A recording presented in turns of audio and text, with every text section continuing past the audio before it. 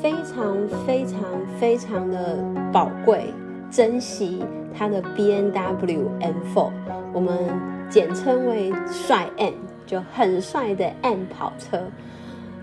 他几乎只有开着帅 M 去上班、去买菜，在公路上开，连长途都很舍不得，因为他觉得这个跑车的里程数越短越好。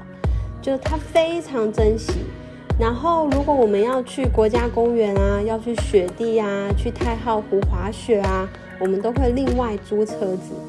这一次是他下了非常非常大的决心，开着帅 M 来到了优胜美地，而且还是冬季，还有雪，路旁都还有雪。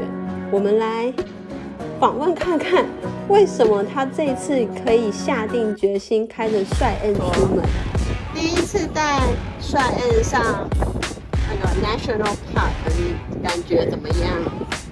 感觉很兴奋，因为现在是雪季，然后 M4 实际上找不到适合的雪链，因为它轮胎比较宽，胎壁比较薄，所以它难找到适合的雪链，但是看这几天天气比较好，所以还是决定开它上来。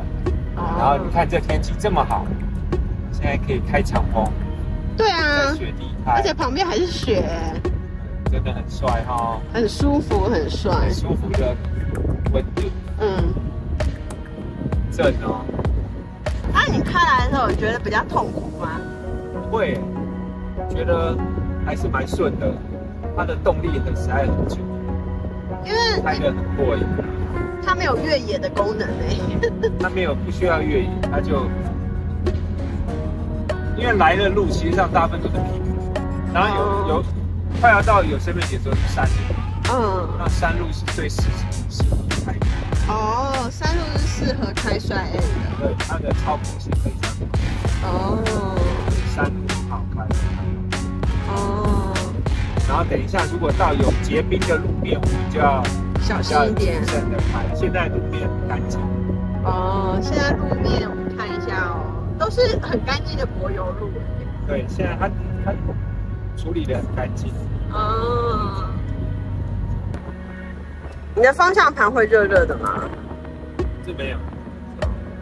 那你这边有吹热风？有啊，现在脖子后面有吹热风。有，这边就可以吹热风。